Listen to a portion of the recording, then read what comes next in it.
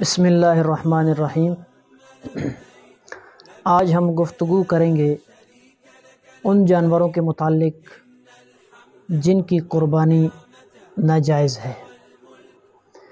ابتداً ایک بات وضاحت کے طور پر بتلا دینا چاہتا ہوں کہ جس جانور کے سینگ پیدائشی طور پر نہ ہوں یا بیچ میں سے ٹوٹ گئے ہوں یا ان کے اوپر کا خول اتر چکا ہو تو ایسے جانور کی قربانی درست ہے۔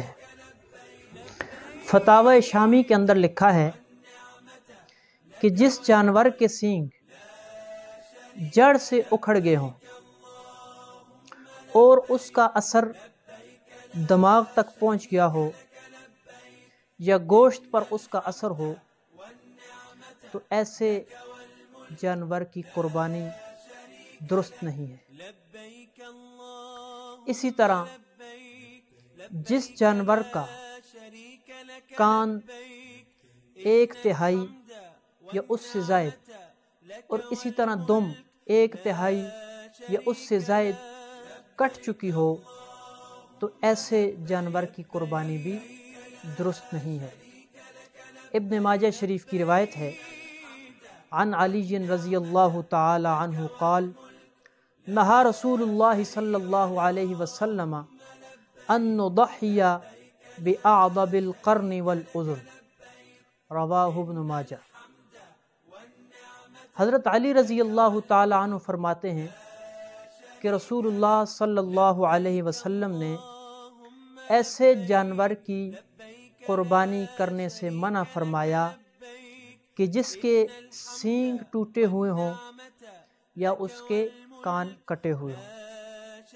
اس کے علاوہ ایسا مریض اور لاغر جانور جو قربانی کی جگہ تک اپنے پیروں سے چل کر نہ جا سکے، ایسے جانور کی قربانی بھی درست نہیں ہے۔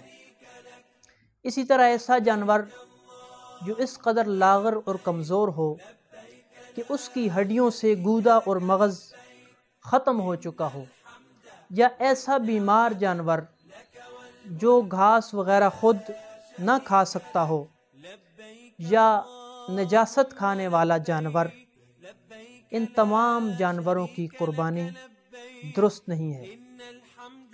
حضرت برا بن عازب رضی اللہ تعالی عنہ کی روایت ہے، ان رسول اللہ صلی اللہ علیہ وسلم سئل ما یتقی من الضحایا، کہ رسول اللہ صلی اللہ علیہ وسلم سے پوچھا گیا کہ جانوروں کی قربانی کرتے وقت کن جانوروں سے پرہیز کی جائے، بچا جائے؟ فَأَشَارَ بِيَدِهِ فَقَالَ أَرْبَعًا، آپ علیہ الصلوۃ والسلام نے انگلیوں کے ساتھ 4 کا اشارہ فرمایا۔ فقال 4، آپ علیہ الصلوۃ والسلام نے اشارے کے ذریعے سے سمجھایا کہ وہ 4 جانور ہیں کہ قربانی کے اندر ان سے بچا جائے۔ نمبر 1، العرجاء البین ضلعها، نبی علیہ الصلوۃ والسلام نے فرمایا کہ ایسا لنگڑا جانور کہ جس کا لنگڑا پن ظاہر ہو، یعنی کہ وہ چل نہ سکتا ہو۔